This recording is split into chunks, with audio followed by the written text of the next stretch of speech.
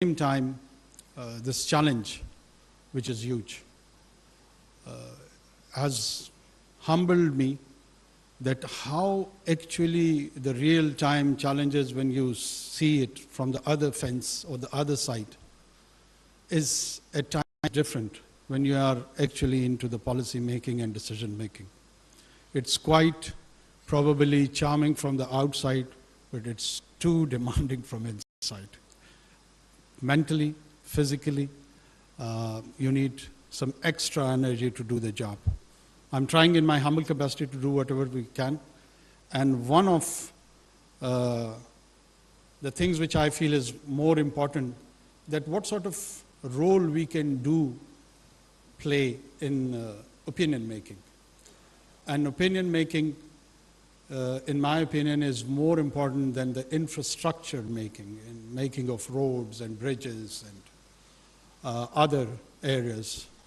Because the society is made up of the individuals who carry views, whose cognitive activity is of the utmost importance in Quran. When God communicates with men, one of the area which he distinguishes, identifies, categorizes, and takes pride in while having a more honest conversation with men is making him realize that I know your inner thoughts. I know what you're thinking. I know what your cognitive activity is.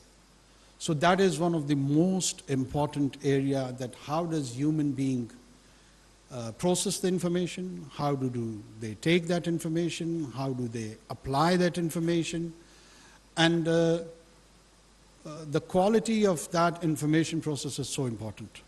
So our role in the policy making and decision making is of course important, and one has to play that role.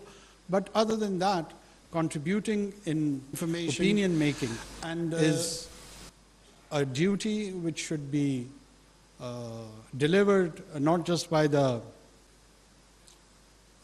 people in the helm of affairs, but by each and every individual and citizen. This is one of the area where utmost honesty is required. We do need honesty in other areas, but this is somewhere where we cannot deviate even in the slightest of its terms. The given topic or theme, that evolving security environment, I would try to briefly comment, and these are all my generic comments. I don't claim to be an expert. I never wanted to be one. If I see and try to peek into the history of mankind of more or less of 5,000 years, documented one. The non-documented, of course, is still an unknown area.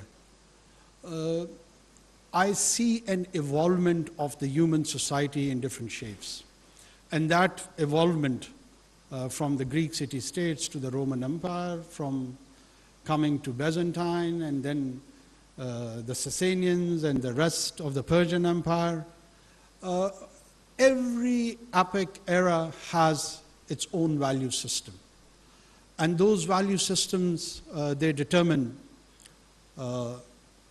the ethos of their own time, political ethos, economic ethos, the preferred religious ideas, from paganism to monotheism. All these journeys, they fascinate me as an individual, and they have left a deep implication in the evolvement of the human society as a whole. How does the monotheist idea generate from the Middle East, and how did it become part of the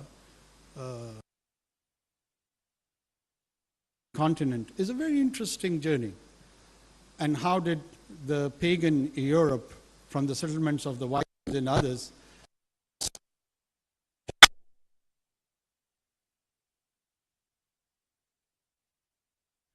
Islam